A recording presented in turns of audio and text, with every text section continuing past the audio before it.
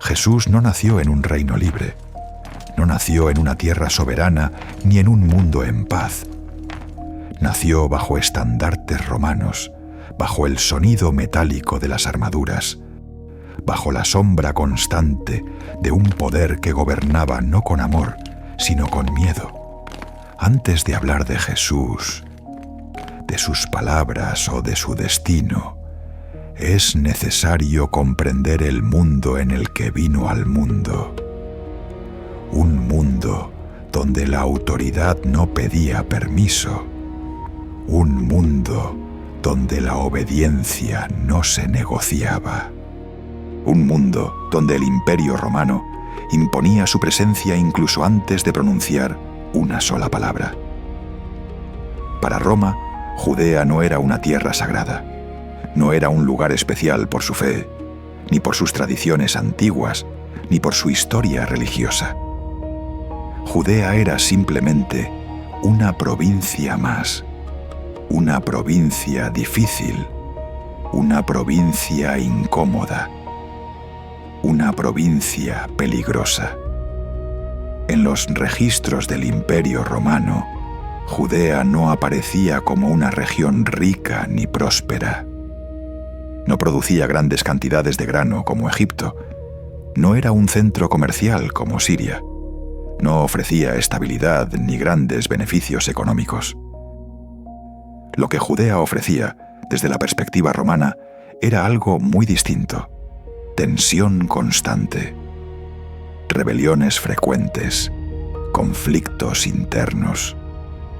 Una población profundamente religiosa que se resistía a la autoridad extranjera. Una tierra donde el concepto de ley divina estaba por encima de cualquier ley humana. Para Roma, ese era el verdadero problema. El Imperio Romano no tenía interés en cambiar la religión de Judea. No buscaba convertir a su población. No pretendía imponer dioses romanos a la fuerza. Roma era pragmática. Roma era política. Lo único que le importaba era el orden público. Mientras las provincias pagaran impuestos, respetaran la autoridad imperial y evitaran levantamientos, Roma permitía una sorprendente libertad cultural y religiosa. Pero cuando el orden se veía amenazado, la tolerancia desaparecía por completo. Judea era una provincia donde el orden siempre parecía estar en peligro. Por eso Roma no gobernaba Judea con suavidad. La gobernaba con vigilancia.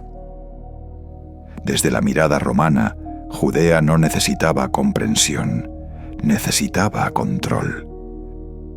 Los prefectos enviados a gobernar la región no eran diplomáticos ni líderes espirituales.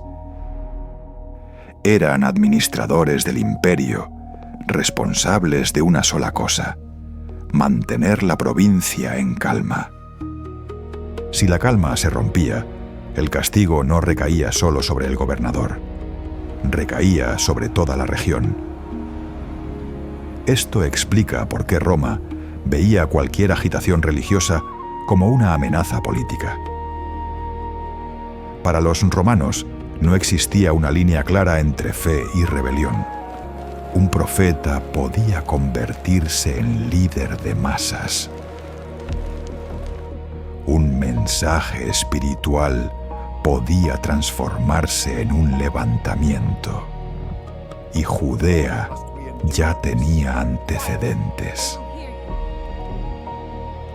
A lo largo de décadas, Roma había enfrentado pequeños levantamientos, disturbios, grupos radicales dispuestos a resistir la ocupación.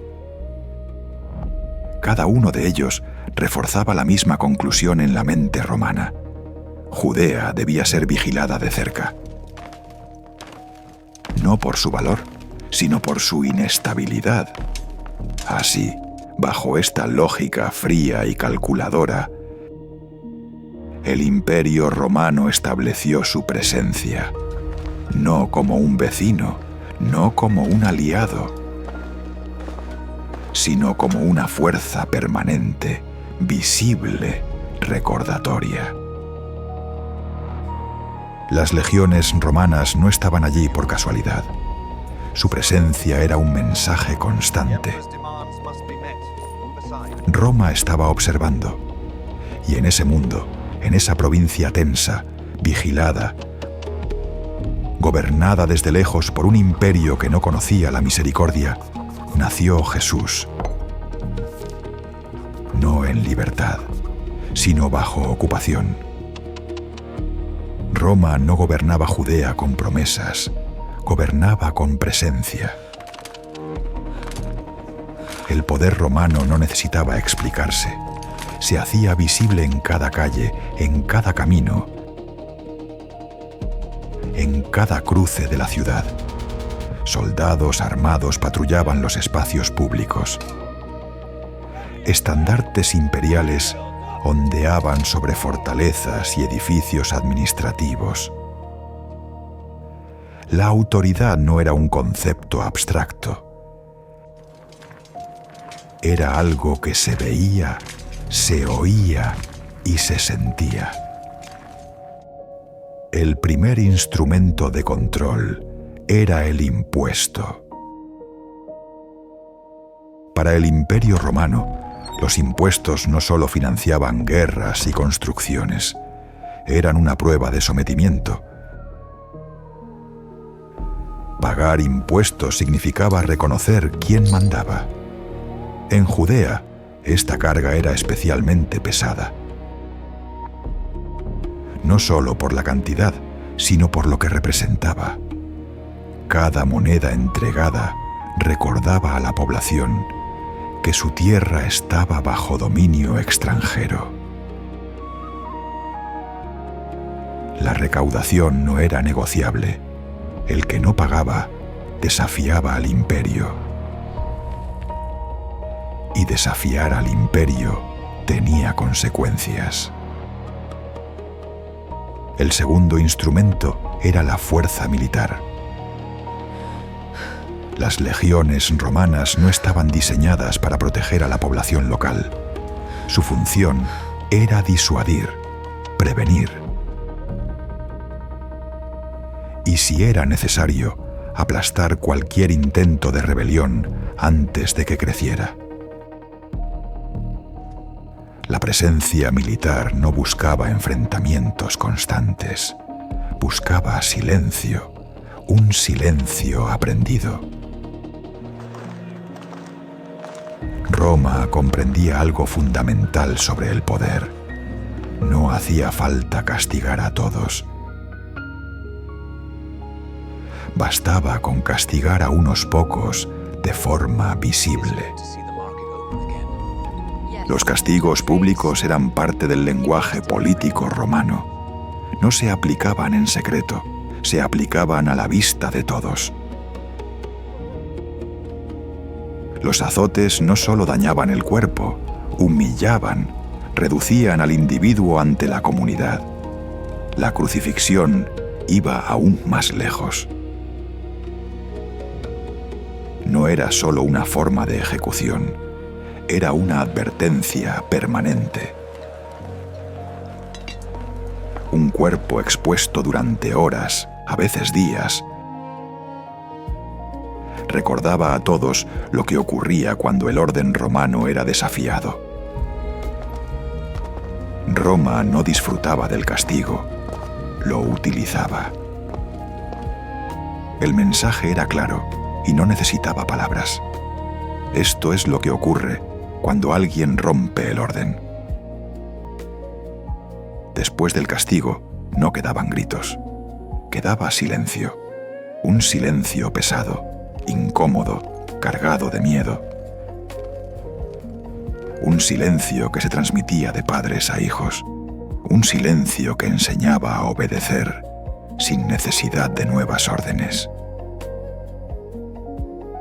Roma no necesitaba ser amada, solo necesitaba ser temida. Este sistema no dependía de la crueldad constante, dependía de la previsibilidad. Todos sabían qué ocurría cuando alguien cruzaba la línea, y cuando el miedo es constante, las decisiones humanas cambian. La gente aprende a medir cada palabra, a bajar la mirada, a evitar llamar la atención, no porque crean en la justicia del poder, sino porque conocen el precio de desafiarlo. Así funcionaba el dominio romano, no como un caos violento permanente, sino como un orden impuesto, sostenido por la amenaza siempre presente del castigo. En Judea, este orden no trajo paz. Trajo tensión, una calma frágil sostenida por el miedo. Una calma que podía romperse en cualquier momento. Y en medio de ese mundo controlado, vigilado, castigado cuando era necesario, la vida cotidiana continuaba, pero nunca en libertad.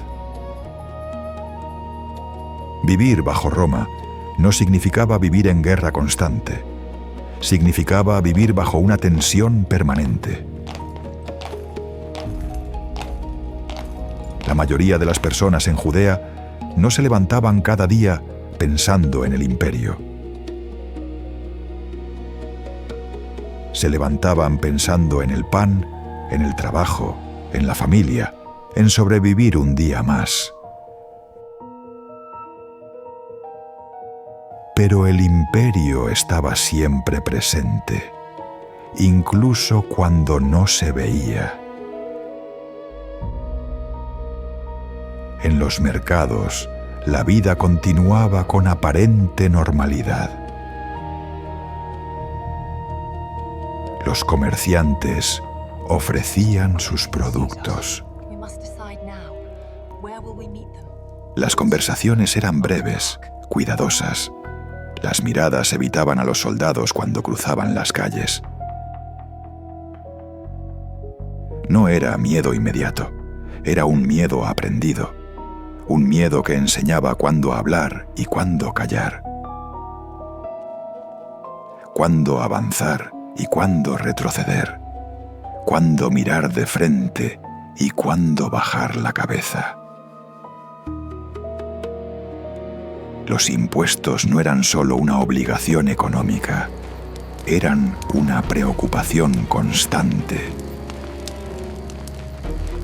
Cada familia sabía que una parte de su esfuerzo no le pertenecía.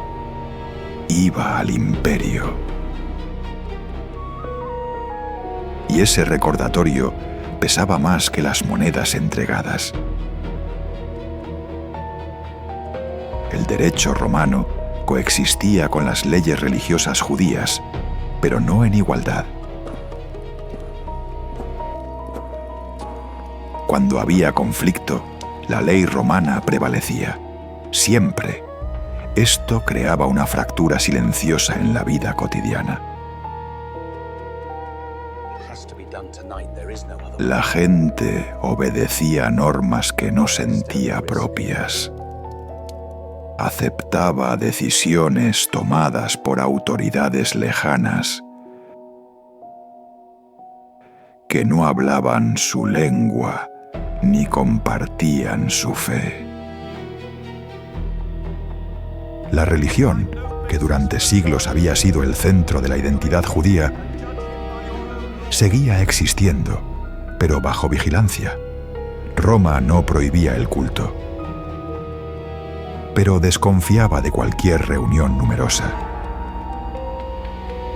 Desconfiaba de cualquier discurso que pudiera encender esperanzas peligrosas.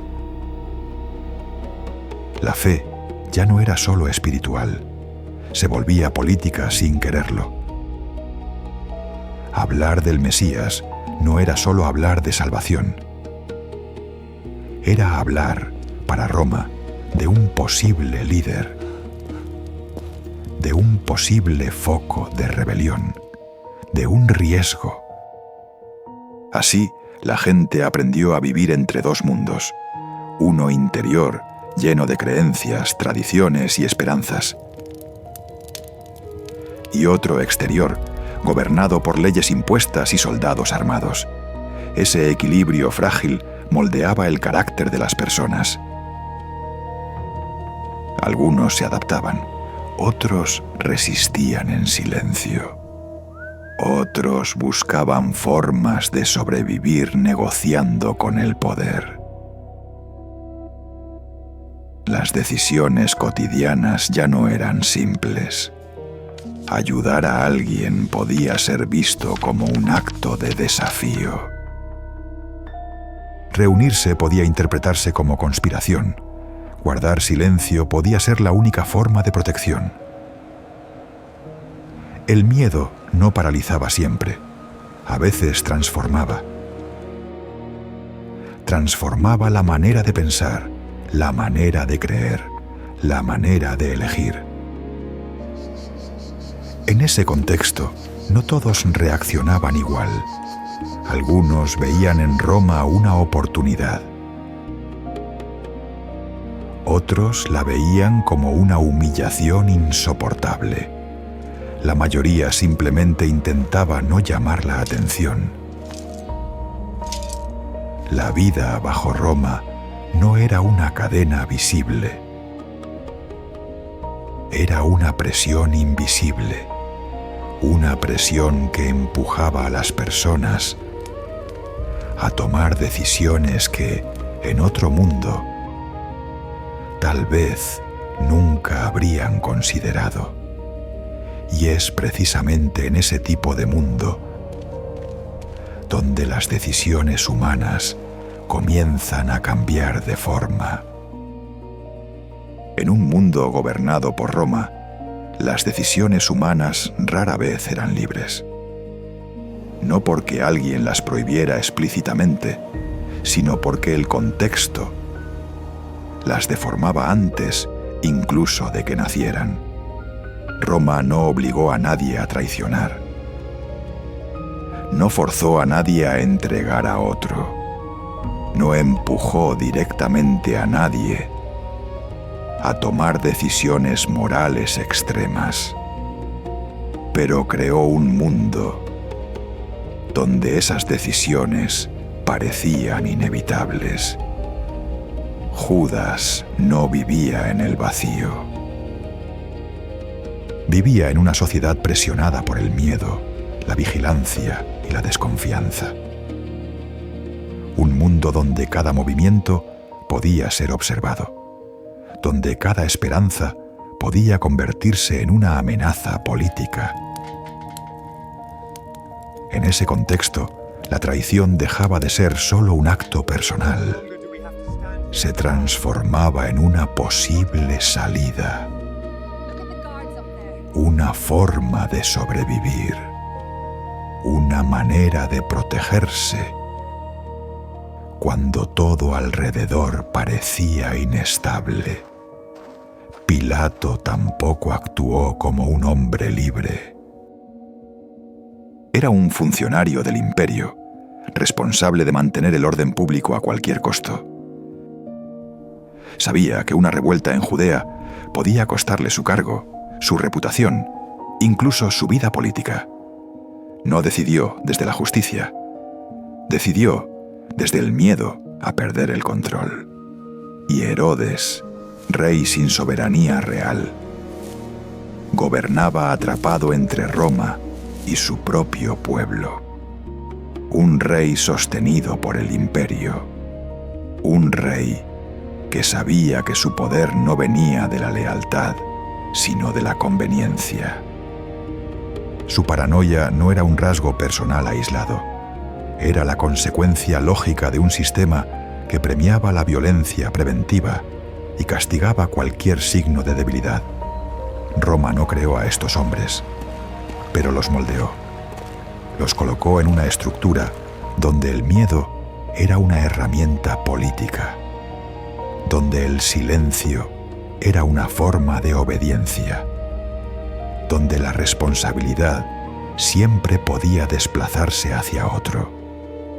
Así funciona el poder cuando se sostiene únicamente sobre el control.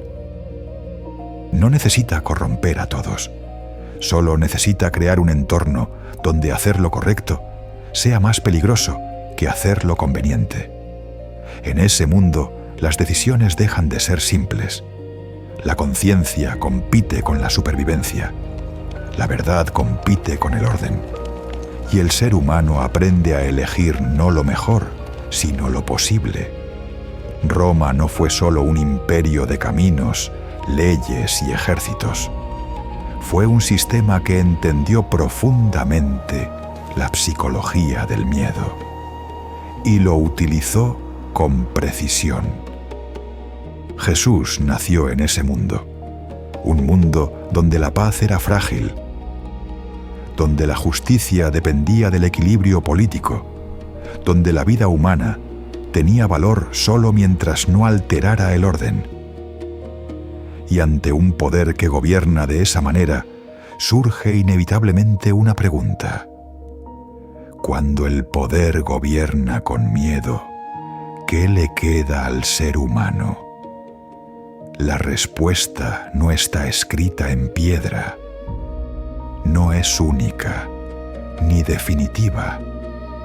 Es una pregunta que atraviesa la historia y que sigue viva cada vez que el miedo se convierte en herramienta de control.